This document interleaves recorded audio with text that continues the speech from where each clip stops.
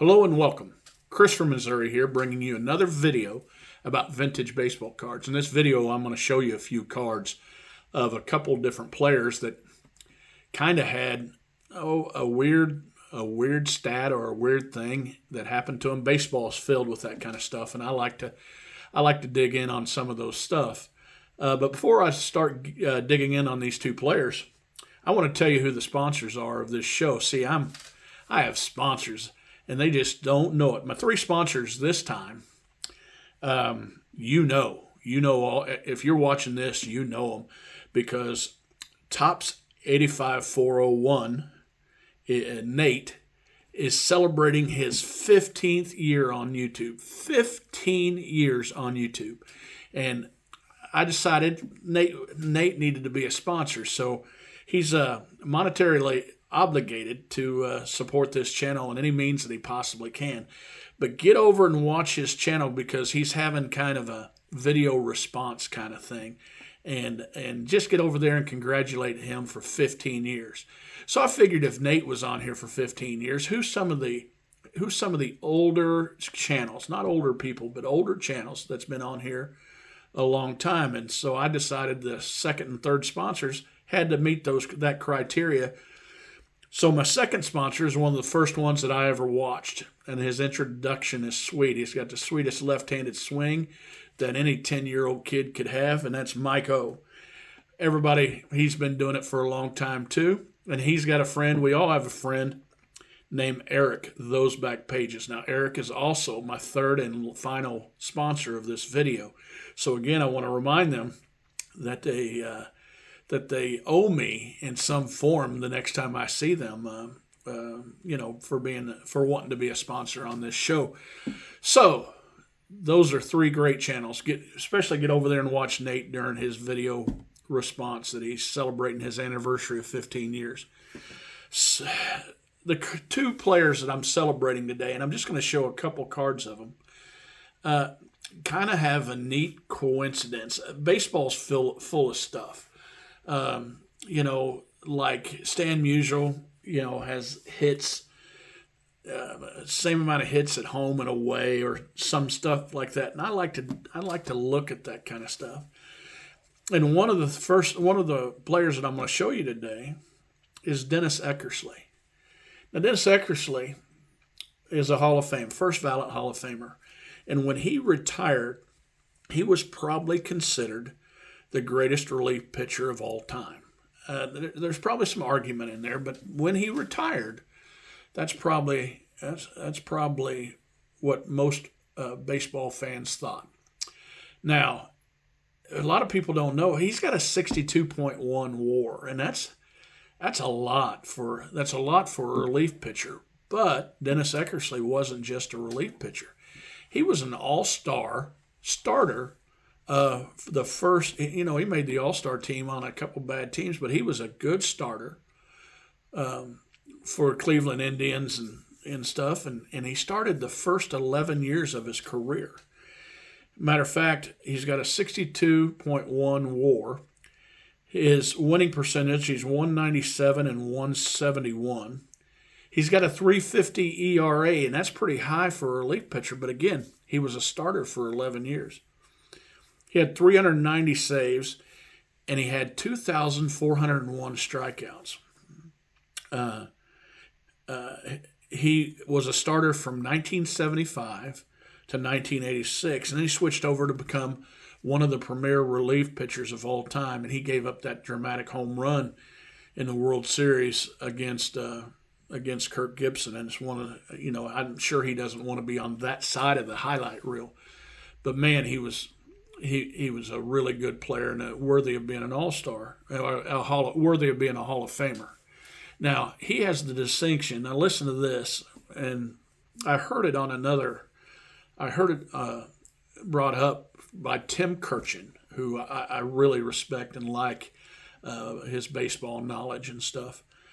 But Dennis Eckersley picked off Kenny Williams June 29th, 1987. The next person that Dennis Eckersley picked off was over 3.5 years later, or over 3 years, 3 years later, and it was on May 22nd, 1991, and he picked off Kenny Williams again. So that's a long time before he picked off anybody, and being the person to start it, he picked off Kenny Williams, and 3 years later picked him off again. So let me show you a couple cards. So here is his rookie card. Hope you can see that. I hope it's not too flashy.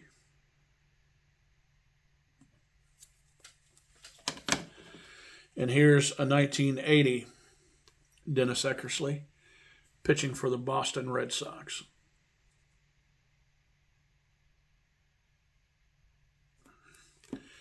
Now, the next guy, he's not a Hall of Famer, but some thinks he should be. This guy has a 42.4 WAR. He has 2,150 hits, 222 home runs, and 1,099 RBI. He was team captain of the most recognized logo in baseball, probably worldwide, and that's Don Mattingly of the New York Yankees. Now, when I was growing up, or when I was, a senior in high school, he was the best player in baseball.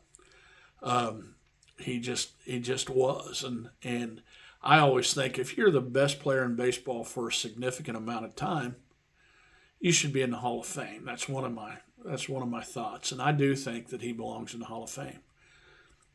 Now, he won 5 Golden Gloves, and I think he's about the second or third best defensive first baseman I ever seen. He 5 Golden Gloves and 3 Silver Sluggers and a host of All-Star games, and I never once saw him play and didn't think that he wasn't the best player on that team and probably the best player on the field. Now, and also, if you look on the back of his cards, he has a lot of black ink. There's a lot of Hall of Famers that doesn't have those italic black ink league leader stuff, and he does. Now, he has the distinction of this. He holds the record, or he had the record by itself. In 1987, he hit 6 Grand Slams. Now, that has since been matched by Travis Hafner, who tied it in 2006. But Don Mattingly in 1987 had 6 Grand Slams, and I remember it. He was just on a roll. But here's the thing. He didn't have another Grand Slam his whole career. So 6 Grand Slams in one season and not another one his whole career. And that is, to me, that is a big coincidence. 2 great players, Dennis Eckersley and Don Mattingly. But let me show you Don Mattingly's cards before I rush this thing along. How many of you went after this card? 1985 Topps, Don Mattingly. How many of you wanted this card back in the day? 1984 Topps, Don Mattingly. And this, I got in a BCCG holder, and I haven't wanted to break it and slap it into something else just yet. But wasn't this a big card for people to have back in the day? Now, Don Mattingly and Dennis Eckersley were great players during the same time period, really. Don Mattingly's career got cut short because of injury, but he's also known as a manager, and he's a captain, was a captain for the New York Yankees. He has a really big legacy, but I think a lot of Yankees fans would love to see him in the Hall of Fame. I think I would like to see him in the Hall of Fame. Tell me what your thoughts are, not just on Don Mattingly, but those coincidences. And again, my sponsors are Nate, Topps 85401, and congratulations on 15 years, my man. And then Mike O and Eric Those Back Pages, 3 royalties of the YouTube content creator hobby. A little short note if you're reading this or if you're watching this and you plan to go to Strongsville, book your rooms now. Well, they have a block of rooms set for us, But follow this guidance. Try to call the Strongsville, Best Western at Strongsville on Royalton Road and try to talk to their front desk directly. If it switches you to reservations, that's a nationwide thing. They might not know that we got some rooms booked, but if that's the case, let them, if they ask for it, book your room for YouTube content creator get together. And we are going to, it's too early to talk about Strongsville, but I want you guys to book your room so there's not a fiasco like maybe is coming up at the National next year. So, guys, remember, this is just a hobby. Collect what you like.